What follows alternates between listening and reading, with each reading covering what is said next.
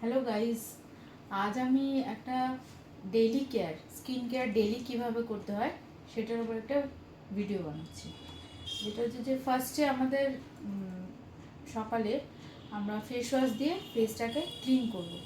যখনই করব, সেটা সকালেই হোক চাই যার যখন সময় সে তখনই করবে। তো আমরা একটা ফেস ওয়াশ দিয়ে, আমি কোনো কোম্পানিকে প্রমোট করছি না, আমি জাস্ট একটা ডেইলি কেয়ারের জন্য কিছু প্রোডাক্ট এখানে দেখাচ্ছি। তো আমরা ফার্স্টে একটা ফেস ওয়াশ দিয়ে ক্লিন করছি। ক্লিন করার পর আমাদের ফেসটার যে পিএইচ লেভেলটা আছে ওটা অনেক সময় ডিসব্যালেন্স হয়, কখনো ড্রাই বা কখনো অয়েলি হয়ে যায়। তার জন্য কি আছে, পিএইচ লেভেলটাকে ব্যালেন্স করার জন্য আমরা ডেফিনেটলি একটা টোনার ইউজ করব। যে যেটা ইউজ করে সেটা ইউজ করলেই হবে, এটা টোনার ইউজ করব। টোনারটা ইউজ করার পর অটোমেটিক টোনারটা ড্রাই হয়ে যাবে, স্কিনের মধ্যে অ্যাবজর্ব করে নেবে। তারপর আমরা একটা ময়শ্চারাইজার লাগাবো। ডেফিনেটলি একটা ময়শ্চারাইজার ইউজ করতেই হবে। আমি এটা দিনের বেলার কথা বলছি। ময়শ্চারাইজার লাগানোর পর তারপর আমরা একটা সানস্ক্রিন ইউজ করব।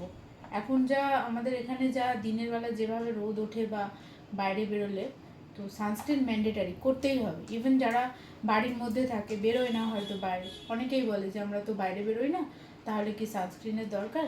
ডেফিনেটলি সানস্ক্রিনের দরকার। সানস্ক্রিন স্কিনটাকে প্রোটেক্ট করে। অনেকেই ভাবে যে আমি তো সানস্ক্রিন লাগালাম, আমার আর ক্রিমের কী দরকার। এটা সানস্ক্রিন, সানস্ক্রিন নয়।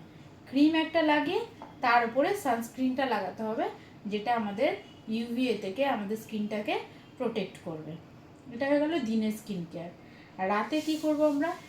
ম্যাক্সিমাম জনে যদি প্রবলেম না থাকে, যাদের ধরুন অয়েলি স্কিন নয়, এমনি নর্মাল স্কিন বা ড্রাই স্কিন, তারা ডেফিনেটলি রাত্রিবেলায় ক্লিন করবে একটা ক্লিনজার দিয়ে ফেসটাকে। ক্লিনজার দিয়ে ক্লিন করার পর আবার একটা টোনার স্প্রে করবে। টোনারটা অ্যাবজর্ব হয়ে গেলে তারপরে একটা নাইট ক্রিম ইউজ করবে। এটা হচ্ছে আমাদের ডেইলি কেয়ার। এটাকে আমরা সিটিএম বলি, cleansing, toning and moisturising. Thank you.